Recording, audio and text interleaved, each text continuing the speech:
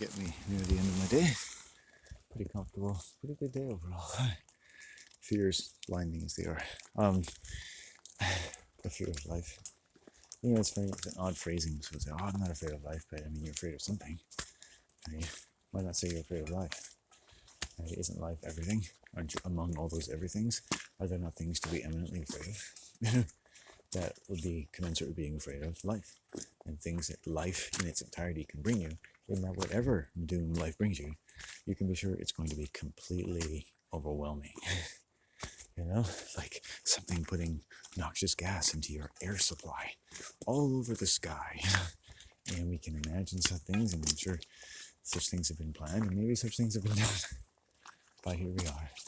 And I think one of the things that have been exhausting, one of the positive things, is actually during this winter time, the purity of the air I'm breathing has made me tired. I think it's taken me a few days to get used to it. And it purified me of deep, deep things over the turn of the new year. Really good. I think a lot of people too. At least anyone wanting fresh air every day.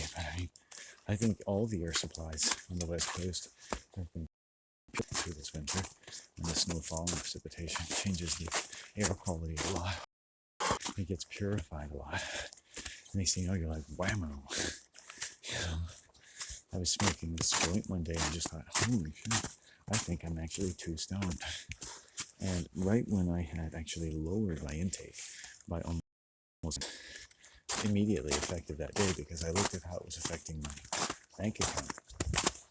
And lovely enough, I found that this was completely commensurate with getting an even greater high, a more enjoyable experience getting high for this, which I now consider even more definite standard for what I consider what the amount of weed I need to smoke in a day.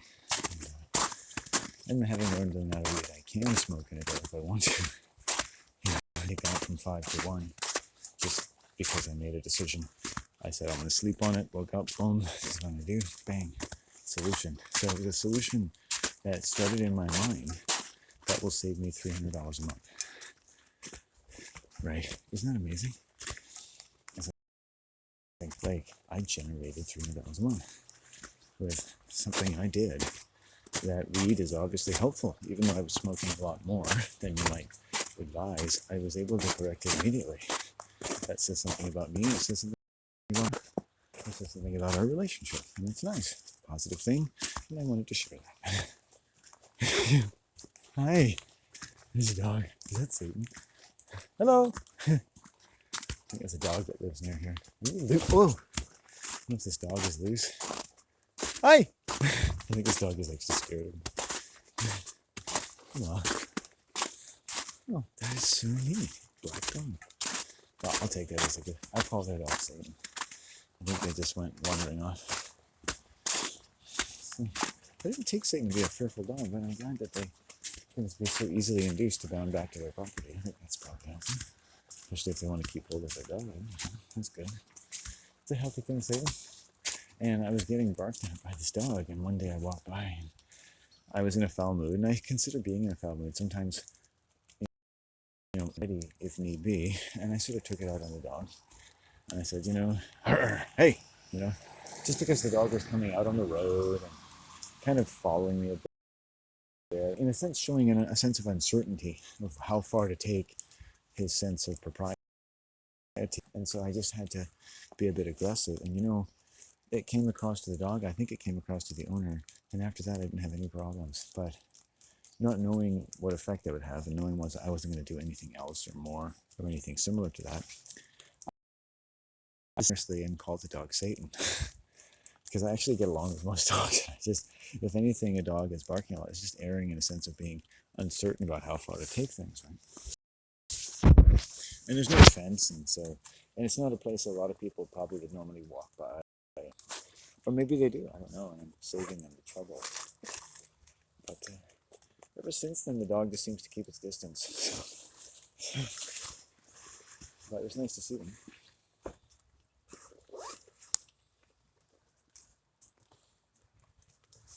We could say, if you're not certain, stay away.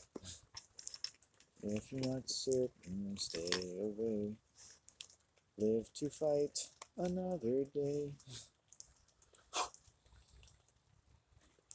I'll have a little smoke. Woo. Rest up a bit. It's been we've had a snowfall, and then the sun came back out. It's been the most variable day I've ever seen in my life. And there's some blue sky up here too, so I've only smoked this joint, but to be fair, I smoked another joint, so it's like essentially I've smoked a joint and a half today. So that's pretty good because I limit myself to two, so this will be my limit. This is to go home with.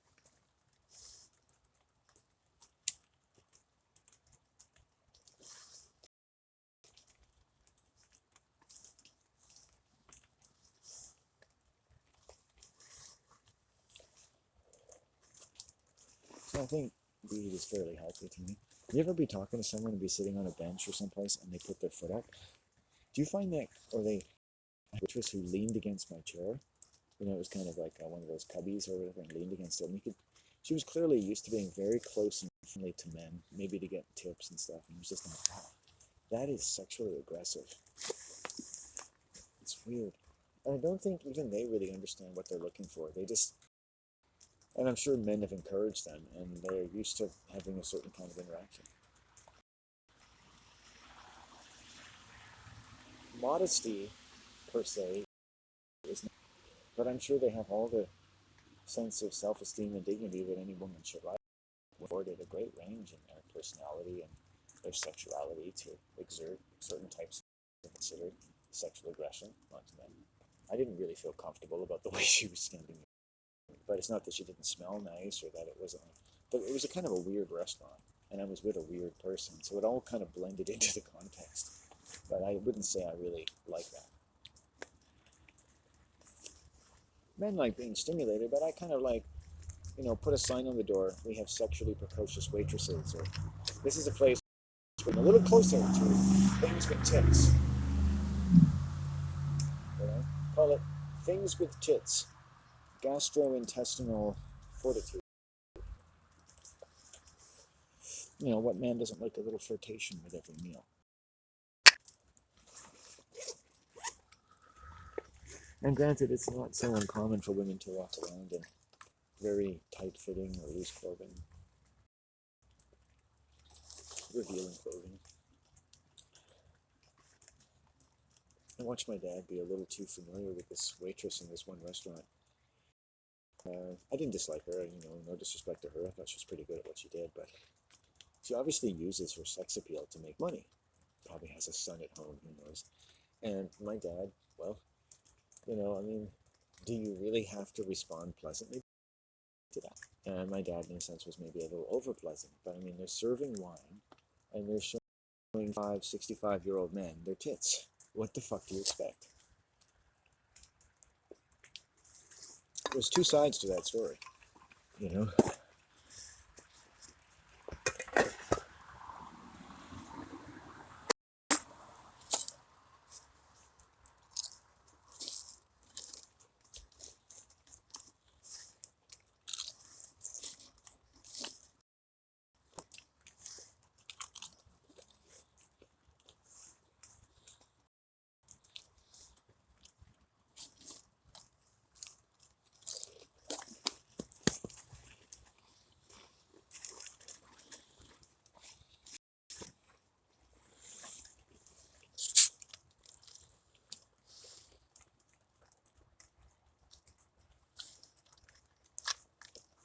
Okay, let's put the weed away. You know what?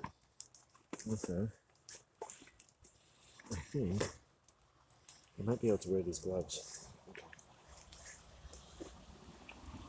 Put the weed away, put the weed away, my oh my, put the weed away. And when you put the weed away, you praise the earth that is so gay. My oh my, put the weed away. Okay, go.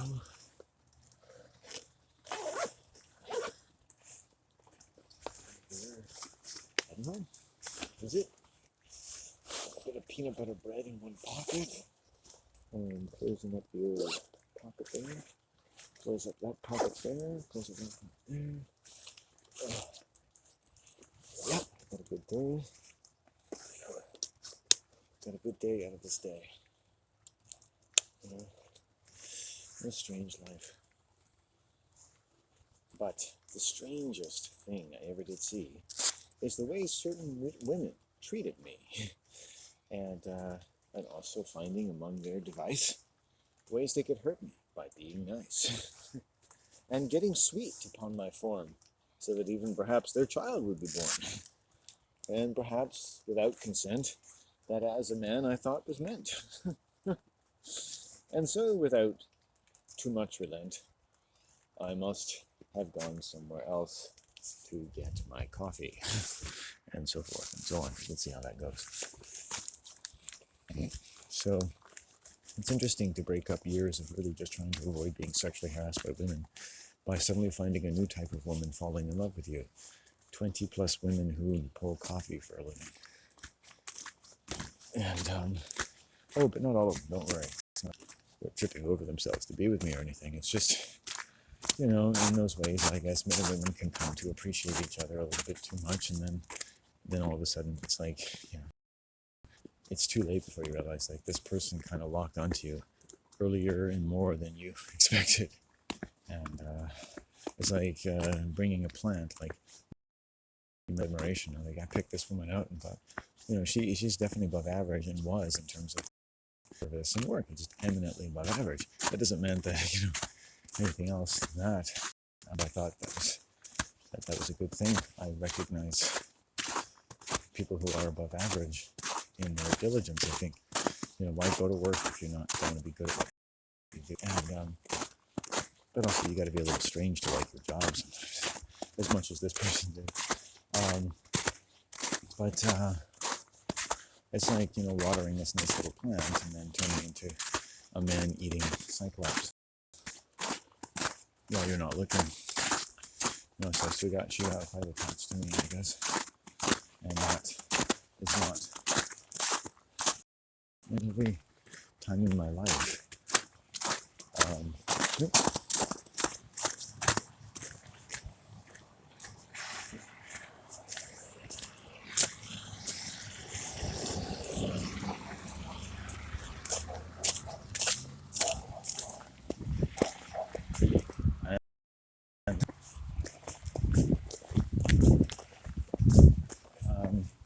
That every time in my life that I came into some critical or informative contact with females, it's always been violent and negative. From when I was a teenager, in my 20s, 30s, 40s, and 50s.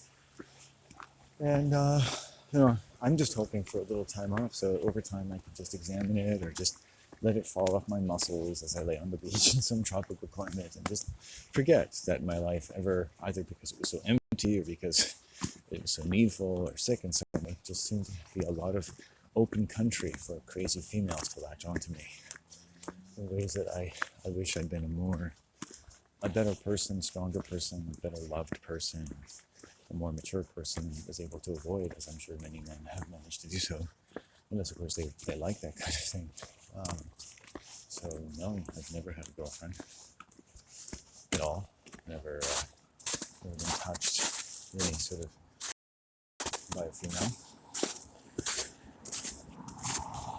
But I have had plenty of unwanted physical contact from women. And my entire life. So, to the point that even at a young age, I came to really fear it.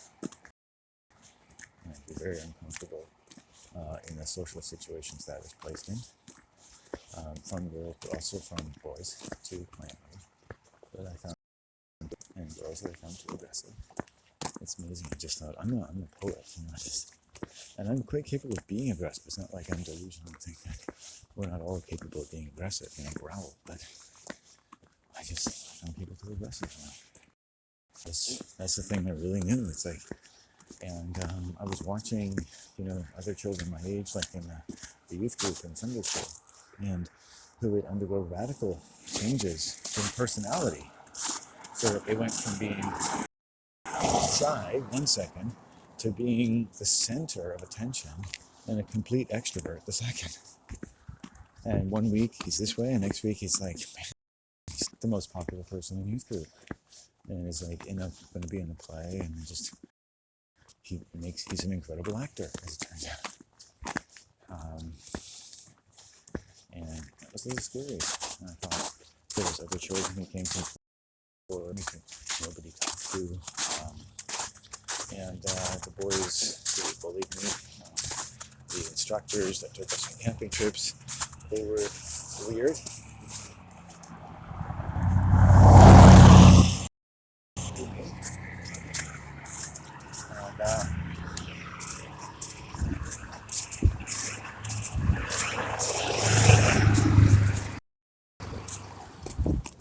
And and I would say a little perverted, hard to prove, and just offering me unsolicited advice, which is a form of sexual assault as far as I'm concerned, based on the conditions. These were strange, man. I didn't know them. They've never basically proved to me that they couldn't harm me. The one guy driving us to Camp Kakua fucking was driving over a double line over the fucking Rockies. Policeman pulled us over. The guy was so fucking gayed up by being around young boys. He was basically intoxicated. Oh yeah, officer. He's got like 10, 20 post-its with tiny and big biblical verses, themes, topics. So he's constantly devoted to his mighty Yahweh. And he's got a van or an SUV or something filled with like 6 or 7 young men, and whose parents have ill-advisedly placed them in his incompetent care.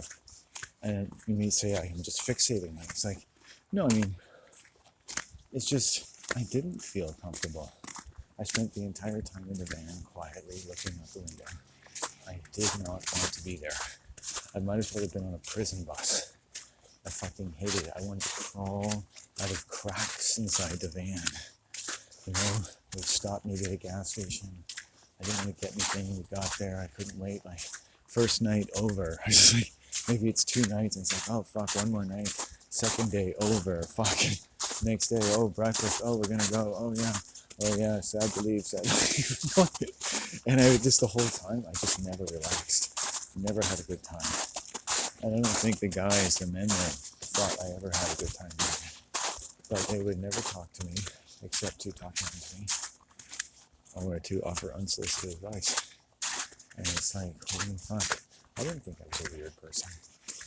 You know, at home, strangely enough, around my family, at a young age, I was perfectly comfortable, as I am with my mom when I go home, joking, laughing, being creative, in ways that you'd expect an artistic person to want to be when he's with his loved ones, but not around strangers, and not around Christians.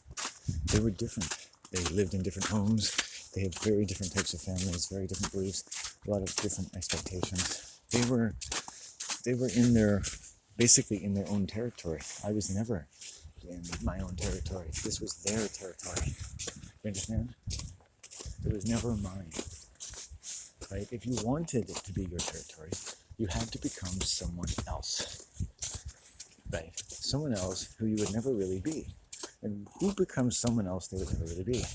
And you could never really be. The way Nietzsche said Christ was the last Christian, which means no one can really be a Christian. How can you be someone you're not really? By being an actor. It's a unique method or description of a set of circumstances and processes which the mind can undergo to relieve itself of tension and commend itself to the commensurate survival advantages of being accepted into various groups and occupations and ways of thinking and religions.